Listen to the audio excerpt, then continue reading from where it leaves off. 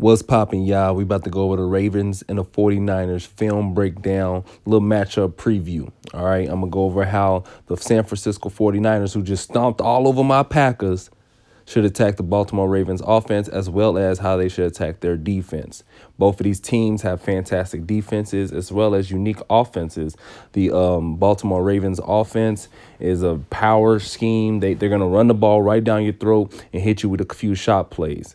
And their defense is really terrific. They got a lot of good corners. They got Jimmy Smith, Marlon Humphrey, and of course Marcus Peters with Big Earl in the back end of that team. So we're going to go over it, how to keep Lamar Jackson in the pocket, how to stop that run game, and things that you should watch for in the game if the San Francisco 49ers are to pull off what I believe is an upset, because everybody thinks that San Francisco has one weakness, and that's their quarterback.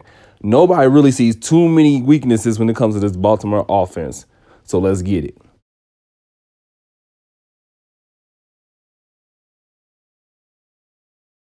All right, play number one, we're going to watch number 98 here. All right, he's going to blow up the guard and the fullback right here. Boom, allowing everybody else to come in, fill the gaps, make a fantastic play.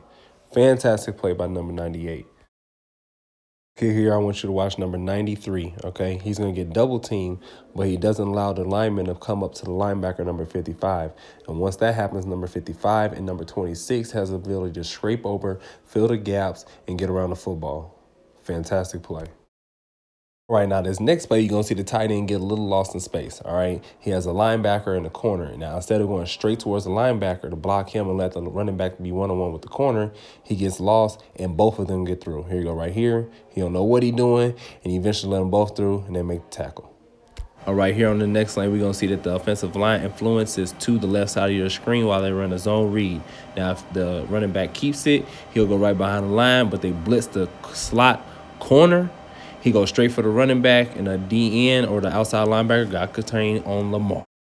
All right, look here. We're going to watch number 98 blow up another play. He's going to hit the outside leg of the guard as well as tight end, flip them both, and allow TJ Watt to make the play. All right, but he's the forced player on this play. Boom, forces it back inside, and TJ Watt makes the tackle. You got to be aggressive when you play in this offense.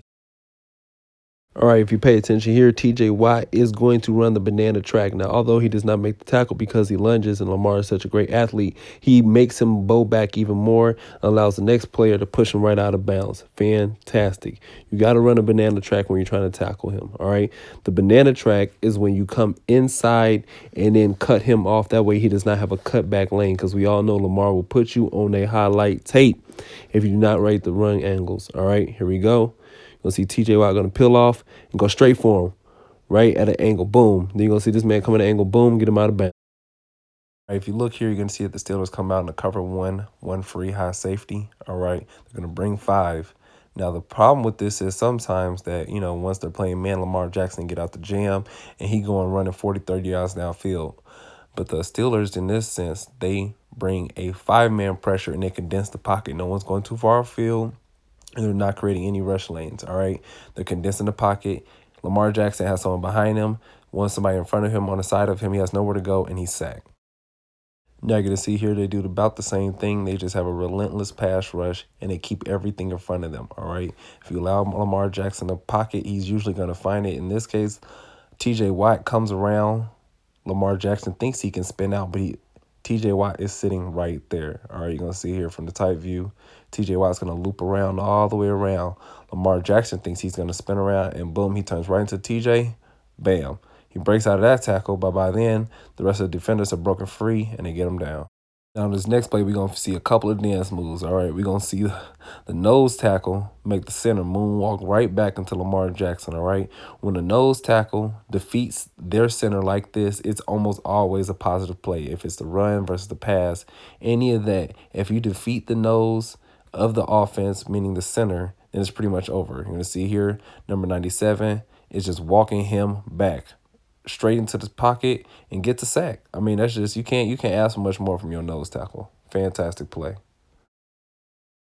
All right, if you look here, the D-line is going to run a little bit of stunt with the linebacker, number 98. Our favorite player of the day is going to loop around, come right, step right into the gap where Lamar Jackson thinks he's going to be a run free. All right, they condense the pocket. They create no rush lanes, and they're relentless. They get hands on Lamar and do not allow him to scramble. Okay, here we're going to look again from the tight view. You're going to see number 98 right here. He's going to scrape all the way across. Boom, pops up. They condense the pocket. There's no more for Lamar to go. All right, either he has to step up or step out or just take the sack. And in this sense, he tries to scramble around for a little bit. They get hands on him. They bring him down. Good play by the defense. Good job. Now, when you get good pressure on Lamar, he will let that ball go, all right? And when he does that, sometimes he's not as accurate, and he gives you a chance to jump the routes. Now here, guess who? Number 98 makes another play, all right? He jumps this quick little out route. Fantastic play by him, and had he had better hands, he probably could have picked this ball off. Look at the top left side of your screen. Boom, bats the ball down, lives to fight another down. Fantastic play. Man. Lamar. You cannot throw this ball up here, all right? I know you got a mismatch on the linebacker, but the way you threw the ball didn't really give your tight end much of a chance, all right? I understand he's just trying to make a play here, so I'm not going to dock him too many points. I mean, hey, trying to make a play, looks like they're just running four verts anyway, but he could have did better with ball placement or even scrambled. I mean, he has a couple lanes there where he could have got out of there, ends up forcing a pass, gets an interception. Great play by the defense. But this next play, it seems like he had his mind already made up before the play because he lets this ball go, and there's 5 defenders around the ball. All right? Just lets it go. Boom. Now, that was not pass interference because the DB had a right to get to the ball as well as the tight end. Regardless, this ball was not getting completed, and it ended up getting intercepted because it got tipped. All right, you're going to look here. You're going to see the DB break on the ball. He's trying to get to the ball too. All right? And that causes the ball to get popped up. But look how many people around the ball. There's nothing good coming out of this play. And it didn't. This next play is not all on Lamar. They run a smash concept on the outside with two out-breaking routes, and you got a corner playing in between them, all right? The receiver should be a little more far apart, but Lamar also should realize that these receivers hasn't done their job, so do not force this pass, all right? He does, ends up getting picked off. Good play by the DB, not exactly the best read by Lamar, all right? You see, you can't do nothing with it. You patting the ball, allows the DB to make a play. I don't know where he was going to, but it wasn't the right pass.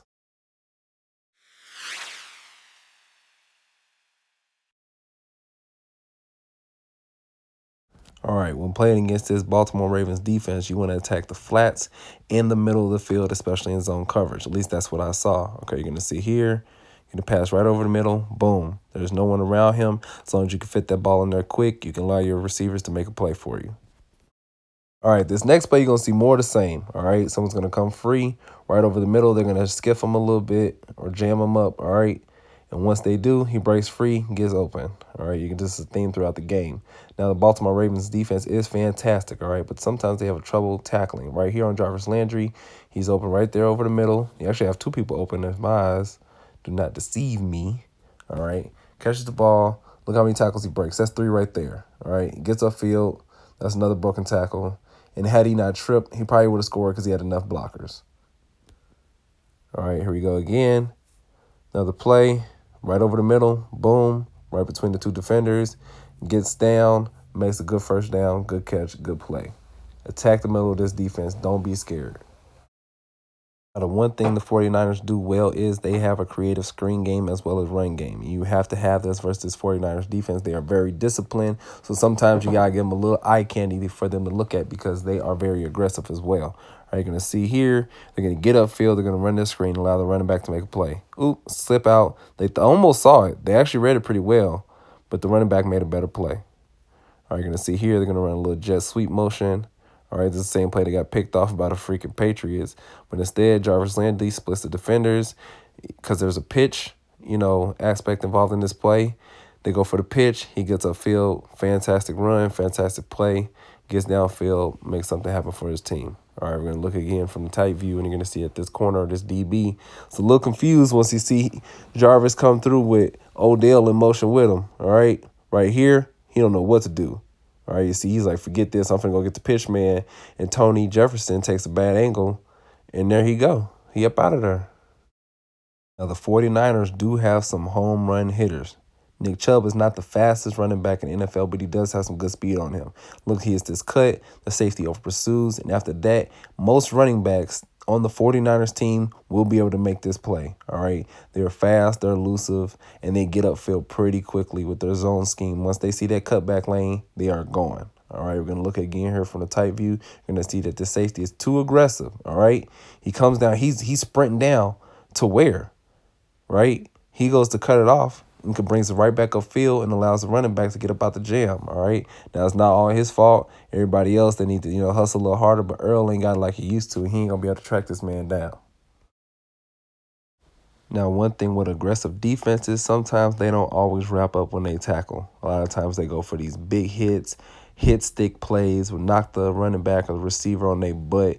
They can get up and talk a little trash, all right? If you dive at ankles, if you have your head down, you're going to miss tackles just like this. And in fact, on this play, you're going to have 4 people kissing the dirt, eating grass because they got their head down while they trying to make a tackle. All right, you can't tackle nobody with your head down. The only thing you're going to catch is a stiff arm and some pellets on that turf. All right, we're going to look at it again from the tight view.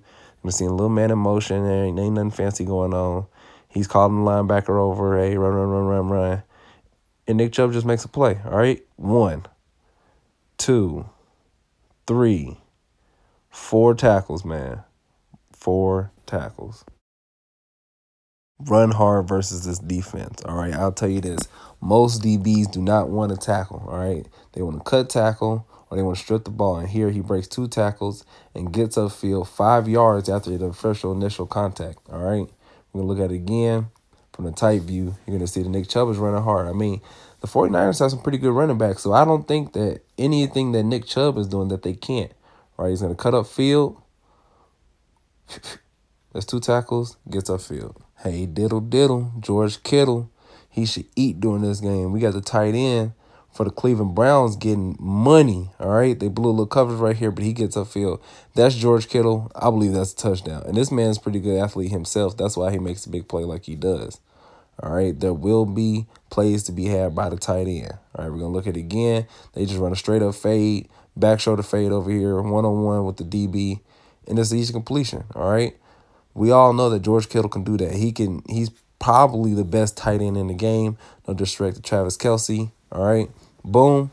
I mean, that's good ball placement. Jimmy G can do that. George Kittle can make that play. We should see a lot of that on Sunday. If you look here, you're going to see the tight end get free over the middle because they run a little bit of a run concept. Boom. He's wide open, all right? Best believe Shanahan sees this, and George Kittle will get plays like this on Sunday. Easy toss and catch, and they're going to make that play, all right? Best believe they can run that play on the 20-yard line on their own 20, and George Kittle can get out the jam and mess around and score. He is that explosive of a player. You got to watch the tight end on this play. You got to. All right, with all that being said, I believe that the San Francisco 49ers, led by Jimmy G and that hot boy defense, who did just get through spanking my Packers on national television, will go and get smacked by the Baltimore Ravens. All right, now I know I just showed y'all a video as how the 49ers can beat the Ravens. That don't mean I think it's going to happen. Now, let me be very clear. I don't think that they're going to get smacked. I think it's going to be a pretty good game, and I think it's going to come down to Jimmy G actually throwing an interception or fumbling the ball, because it seems like when it gets to close games, he does choke. And that Baltimore defense is very opportunistic, all right? Now, I think Lamar Jackson also going to win MVP. This boy is balling. They should give it to him. He needs to finish the season out strong. And this might even be a Super Bowl preview, all right? Now, the only thing better than that, of course, is the Green Bay Packers going in there and winning. But if they ain't going to play, I ain't too mad, you know what I'm saying, Lamar Jackson going ahead and get the money. All right, that's it for everything today, y'all. Sorry my voice sounds a little weird. I'm a little sick, got the sniffles. Hope y'all had a happy Thanksgiving. You know what I'm saying? This video coming out on Black Friday, probably right at midnight because, I have to work, but it's all good in the hood. I appreciate y'all watching. I'm out. Bye.